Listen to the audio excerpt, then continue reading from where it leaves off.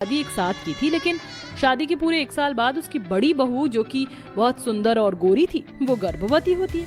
लेकिन छोटी बहू शिल्पा को प्रेगनेंसी में कुछ दिक्कतें आती हैं, जिसके चलते वह गर्भवती नहीं हो पाती। कुछ ही देर में शिल्पा गर्मा गर्म सूप बनाकर अपनी जेठानी के लिए ले आती है। ये लीजिए जेठानी जी, मैं आपके लिए सूप बनाकर लाई हूँ। निरंजना सूप तो ले लेती है, लेकिन सूप लेने के बाद वह अपनी सास से कहती है, माँ जी मुझे आपसे कुछ कहना है। दरअसल मेरी माँ का फोन आया था और उन्होंने मुझसे कहा था कि बच्चे के समय मेरे सामने मेरे पति और सुंदर सुंदर बच्चों की फोटो अगर हो तो अच्छा होगा। जो दिखने में गोरे हो तभी बच्चा गोरा पैदा होगा। हाँ हाँ बहू, ये तो तुम्हारी माँ ने बिल्कुल सही कहा है। चिंता मत करो, कल ही मैं तुम्हारे कमरे में चारों तरफ गोरे बच्चों की फोटो लगवा दूंगी। हाँ हाँ ये तो ठीक ही है, लेकिन अगर आप शिल्पा को भी मुझसे थोड़ा दूर रखो तो अच्छा होगा। कहीं शिल्पा के काले रंग का परछावा मेरे होने वाले बच्चे के ऊपर ना पड़ जाए। ये सुनकर शिल्पा को थोड़ा बुरा लगता है। कोकिला शिल्पा की तरफ देखकर कहती है, शिल्पा कल से तुम निरंजना के आसपास मत जाना। ऐसा कहकर कोकिला वहाँ से चली जाती है, जिसके बाद बेचारी शिल्पा मायूस होकर कमरे से बाहर निकल जाती है। तभी उसे बाहर कोकिला मिल जाती है और उससे कहती है, अरे बहू मुझे माफ करना, मैं ऐसा चाहती तो नहीं थी, लेकिन तुम तो जानती हो हमारे घर का ये पहला बच्चा होगा और मैं कुछ भी ऐसा नहीं चाहती जिससे बड़ी बहू को तकलीफ हो। कोई नहीं माँ जी, मुझे इसमें कोई आपत्ति नहीं। मेरा रंग काला है, इसमें मेरी ही गलती है। ऐसा कहकर शिल्पा घर के कामों में लग जाती। देखते ही देखते कुछ दिन बीत जाते। एक दिन शिल्पा रसोई में खाना बना रही होती है। खाना बनाते बनाते अचानक से उसको चक्कर आते हैं और वो रसोई में ही बेहोश हो जाती है। तभी वहाँ विशाल आ जाता है। अरे अरे ये क्या?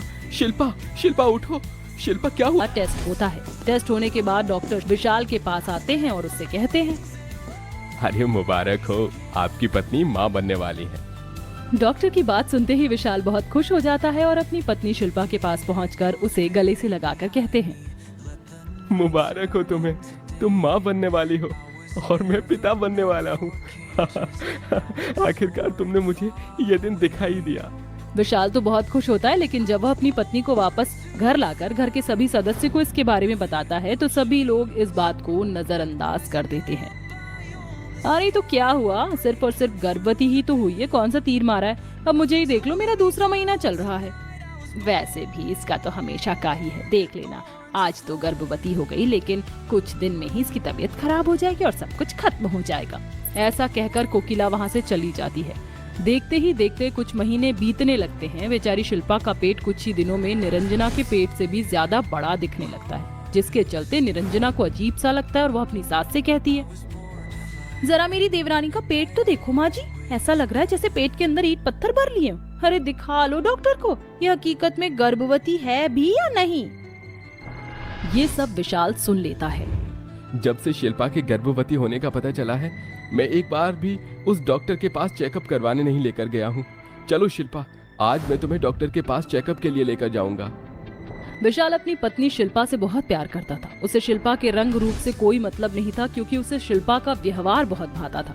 वह शिल्पा को डॉक्टर के पास लेकर जाता है, जहाँ के पेट का एक्सरा होता है, जिसे देखकर डॉक्टर विशाल से कहता है, अरे तुम्हारी पत्नी को तो जुड़वा बच्चे होने वाले हैं, आज से तुम्हें उसका थोड़ा अच्छे से ख्याल रखना होगा।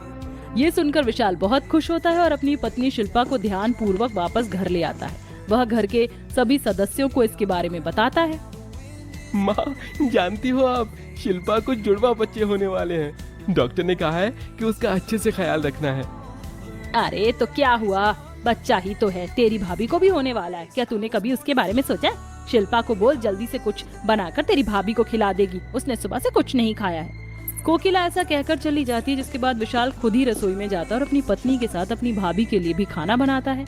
उसके बाद वह खाना ले जाकर अपनी भाभी को सबसे पहले देता है और उसे शिल्पा के जुड़वा बच्चे के बारे में बताता है। ये सुनकर निरंजना अंदर ही अंदर जलने लगती है। विशाल उसे खाना देने के बाद अपनी पत्नी शिल्पा को खाना खिलाने पहुंच जाता है। अजी आपको ये सब करने की क्या जरूरत थी, मुझसे कह दिया होता, मैं खुद ही बना देती। अरे तुम मेरे बच्चों को जन्म देने वाली हो, अब मैं तुम्हारा ख्याल भी न रखूं? हाँ। ये सुनकर शिल्पा बहुत खुश होती है, लेकिन तभी वहाँ निरंजना आ जाती है।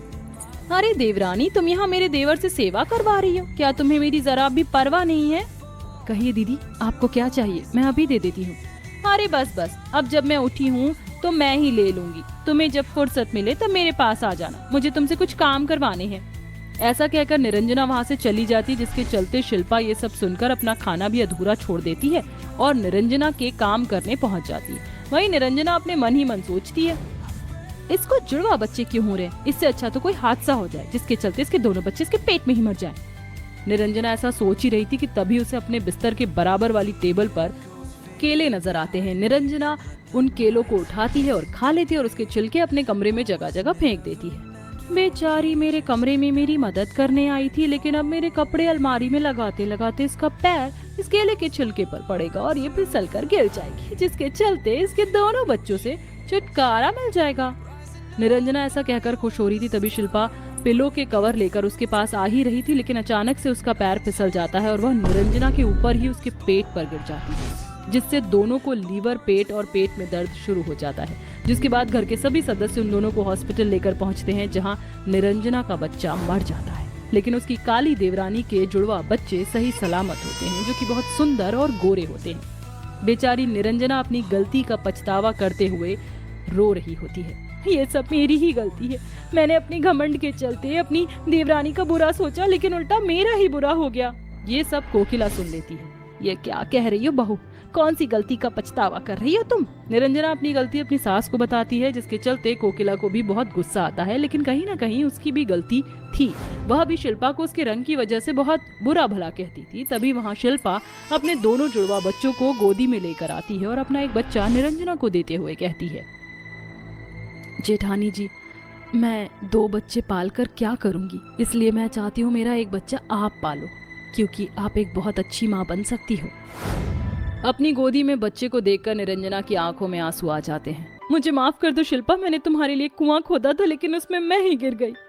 जो हुआ उसे भूल जाइए, मैं तो आपको पहले ही माफ कर चुकी हूँ। आज से एक बच्चा आपका और एक बच्चा मेरा। उस दिन के बाद से शिल्पा